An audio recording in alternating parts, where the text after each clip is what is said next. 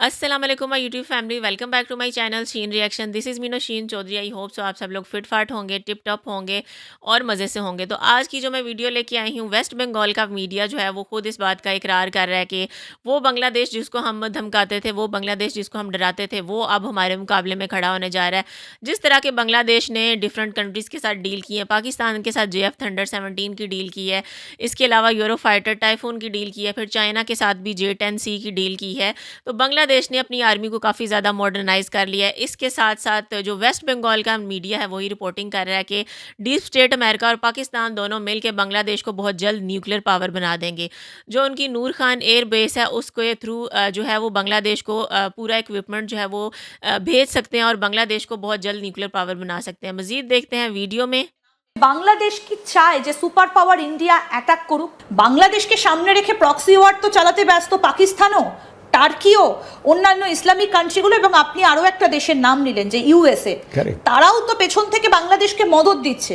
তাহলে তো ভারতের দুদিক থেকে মানে স্যান্ডউইচ একটা সমস্যার মধ্যে তো ভারতকে পড়তে হতে পারে সেই জায়গায় দাঁড়িয়ে। যে বাংলাদেশকে ছোট বলেছিল এতদিন, আজ সেই নামেই কাঁপে দিল্লির রাত দিন। এতদিন ভারতের রাজনৈতিক নেতা থেকে শুরু করে তাদের মিডিয়া বাংলাদেশকে কটাক্ষ করে কথা বলতো। ভারতীয় মিডিয়ায় আলোচনা হতো বাংলাদেশ ছোট দেশ, ভারতের দয়ায় বাংলাদেশ টিকে আছে। এমনকি বিজেপি নেতা শুভেন্দু বাংলাদেশিদের উইপোকার সাথে তুলনা করেছিলেন। শুধু তাই নয়, পশ্চিমবাংলার মিডিয়াতেই আলোচনা হয়েছে মাত্র 2 মিনিটেই নাকি বাংলাদেশকে তারা দখল করে নেবে। অথচ আজ সেই মিডিয়াতেই আলোচনা হচ্ছে ভারত বাংলাদেশের সাথে পারবে না। জুলাই বিপ্লবের পর ডক্টর মোহাম্মদ ইউনূসের নেতৃত্বে বাংলাদেশ সমমর্যাদার ভিত্তিতে সম্পর্ক বৃদ্ধি করছে চীন, পাকিস্তান ও তুরস্কের সাথে। যা নিয়ে তোলপাড় পশ্চিমবাংলার মিডিয়া। এ নিয়ে কি বলছে তারা, আসুন তা দেখি। বাংলাদেশ কি চায় যে সুপার পাওয়ার ইন্ডিয়া অ্যাটাক করুক? আমরা এই বিষয়টা নিয়েও আসবো। কর্নেল সৌমিত্র রয় শৌর্য চক্র আমাদের সঙ্গে এই মুহূর্তে রয়েছেন, আপনাকে আরও একবার স্বাগত জানাই। আমরা জানতে পারছি যে বাংলাদেশের সঙ্গে শুধু পাকিস্তান সামরিক বাহিনীরই না, ডিপ স্টেট, সেখানে ডিপ স্টেট যদি আমরা নিই, আমি নাম নিয়েই বলছি আমেরিকা বা টার্কি বা আর কোনো ইসলামিক কান্ট্রি, তারা যদি চায় কি বাংলাদেশকে একটা বেস বানিয়ে তারা বাংলাদেশকে ইউজ করবে অ্যাজ ফর দেয়ার বেনিফিট, এই ধরনের ডিপ স্টেটের অ্যাক্টিভিটি যদি বাংলাদেশ অ্যাকসেপ্ট করে, তারা করছেও, একটা বিশাল একটা সেকশন বাংলাদেশের মধ্যে আছে যারা এই ধরনের অ্যাক্টিভিটিস করে মেইন উদ্দেশ্য হচ্ছে ভারতবর্ষের এগেনস্টে অপপ্রচার, ভারতবর্ষের এগেনস্টে একটা যুদ্ধের জিগির তোলা, যে হেট ইন্ডিয়া ক্যাম্পেইন। একটা যুদ্ধ করার আগে একটা দেশ সবসময় আরেকটা দেশের এগেনস্টে হেট ইন্ডিয়া ক্যাম্পেইন, একটা জনসাধারণকে ইমোশনাল একটা আফিবল করে একটা রিলিজিয়াস বেন্ট দিয়ে সেটা ভারতবর্ষকে সিকিউরিটি কমপ্লিট ডিস্টেবল করতে চায়, পলিটিক্যালি ডিস্টেবল করতে চায়। তখন আমাদের কাছে আর কোনো অপশন নেই but to go to war with Bangladesh. আচ্ছা, বাট একটা জিনিস মনে রাখতে হবে, তখন কি ভারতকে, আমি আসবো স্যার, একটা প্রশ্ন এখানে, তখন ভারত কার এগেনস্টে যুদ্ধ করবে? কারণ বাংলাদেশকে সামনে রেখে প্রক্সি ওয়ার তো চালাতে ব্যস্ত পাকিস্তানও, টার্কিও, অন্যান্য ইসলামিক কান্ট্রিগুলো, এবং আপনি আরো একটা দেশের নাম নিলেন যে USA, তারাও তো পেছন থেকে বাংলাদেশকে মদদ দিচ্ছে। তখন ভারত তাহলে কার এগেনস্টে লড়বে? অনলি বাংলাদেশ, না এই দেশগুলোর সঙ্গেও তখন ভারতকে লড়তে যেতে হবে? দেখো, ভারতবর্ষের main thrust should be West, that is Pakistan. কিন্তু বাংলাদেশের মধ্যে ডিফেন্সিভ ক্যাপাবিলিটি আছে। বাংলাদেশের সামরিক বাহিনী যেভাবে এখন রিঅর্গানাইজ হয়েছে, রিইকুপ হয়েছে, রিআর্মড হয়েছে, রিট্রেন্ড হয়েছে, they are capable of defending and taken out a defensive operation against India. সেক্ষেত্রে Pakistan is, I give Pakistan the main enemy and Pakistan has to be tackled in a bigger way. কিন্তু তাহলে তো ইন্ডিয়ার কাছে একটা বড় সমস্যা, কারণ একদিকে আমাদের কাশ্মীর সীমান্ত যেখানে পাকিস্তানটা রয়েছে, আবার এদিকে বাংলাদেশ।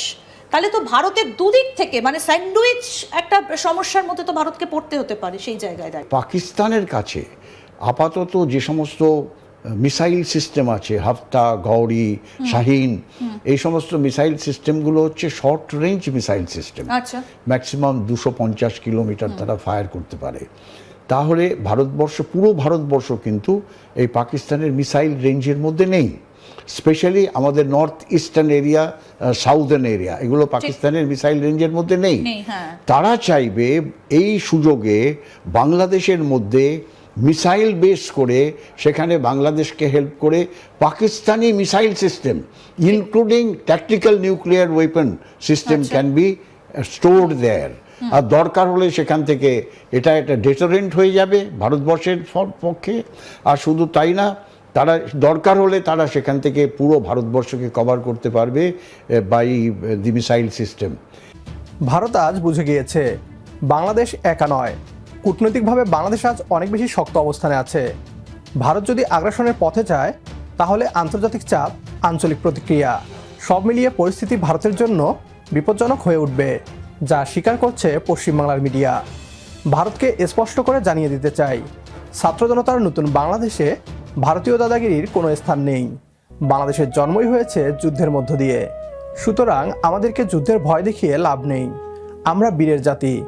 আমাদের সাথে একমত হলে কমেন্ট বক্সে ইয়েস লিখে জানিয়ে দিন আমাদের, সেই সাথে ভিডিও শেয়ার করে দেখার সুযোগ করে দিন আপনার বন্ধুদের। পরবর্তী ভিডিও দেখার আমন্ত্রণ জানিয়ে বিদায় নিচ্ছি আজ। আল্লাহ হাফেজ। जी, तो ये था आज का वीडियो। जैसा कि आपने देखा कि इंडिया के रिटायर कर्नल थे और वेस्ट बंगाल के मीडिया पे बैठ के वो ये बात कर रहे थे कि पाकिस्तान का मिज़ाइल सिस्टम दुनिया का स्ट्रॉन्ग तरीन सिस्टम है और पाकिस्तान का जो मिज़ाइल सिस्टम है उसकी रेंज में भारत के कुछ इलाके नहीं आते। यही वजह है कि अब पाकिस्तान अपना मिज़ाइल सिस्टम बांग्लादेश को देगा और बांग्लादेश के थ्रू भारत का चप्पा चप्पा पाकिस्तान की रेंज में आ जाएगा। और उन्होंने डीप स्टेट की बात की। अमेरिका और इस्लामिक कंट्री जो हैं ये बांग्लादेश को इस्तेमाल करना चाहती हैं, उसको न्यूक्लियर पावर देंगी और भारत के ख़िलाफ़ बांग्लादेश को इस्तेमाल किया जाएगा।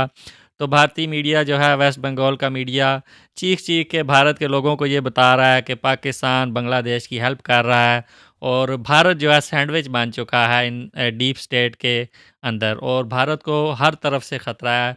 कश्मीर वाली साइड से भारत को ख़तरा है, चिकन नेक वाली साइड से भारत को ख़तरा है और अब बांग्लादेश के अंदर पाकिस्तान का मिज़ाइल सिस्टम जाएगा और भारत का जो चप्पा चप्पा है वो इसकी रेंज में आ जाएगा और भारत का जो आर्मी है, भारत की जो हुकूमत है नरेंद्र मोदी की, इसकी नींदें जो हैं वो उड़ने वाली हैं। वेस्ट बंगाल का मीडिया जो है वो जिस तरह से रिपोर्टिंग कर रहा था कि इंडिया के ख़िलाफ़ बांग्लादेश हो चुका है, हेट इंडिया कैंपेन चल रही है, लेकिन ये ख़ुद इंडिया की पॉलिसियों की वजह से हुआ है। जिस तरह से इंडिया जो है वो बांग्लादेश का बायकॉट कर देता था, कभी अनियन पे रोक लगा देता था और डिफरेंट तरीक़ों से जो है वो बांग्लादेश को तंग किया जाता था, टीज़ किया जाता था। इसलिए अब बांग्लादेश जो है, जब उसकी पाकिस्तान के साथ दोस्ती बढ़ रही है और बांग्लादेश ने अपनी आर्मी को मॉडर्नाइज़ करने का फ़ैसला किया है, तो अब उनके कर्नल कह रहे हैं कि बांग्लादेश में डिफेंडिंग कैपेबिलिटी आ जाएगी और जब ये डिफेंडिंग कैपेबिलिटी आ जाएगी फिर हम बांग्लादेश को कंट्रोल नहीं कर सकते। इसके साथ साथ उन्हें ये भी डर है कि अगर बांग्लादेश न्यूक्लियर पावर बन गया तो फिर तो हमारे लिए बहुत ज़्यादा ख़तरा हो जाएगा, इसलिए हमारे पास और कोई रास्ता नहीं है सिवाय वार करने के।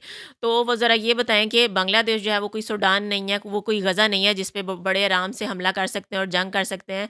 बांग्लादेश के साथ अब पाकिस्तान खड़ा है, पाकिस्तान का स्ट्रॉन्ग मिज़ाइल सिस्टम है, तो बांग्लादेश की तरफ वो जंग करने की गलती कभी भी ना करें, वरना पाकिस्तान और बांग्लादेश मिल के जो है इन्हें मज़ा चखा देंगे।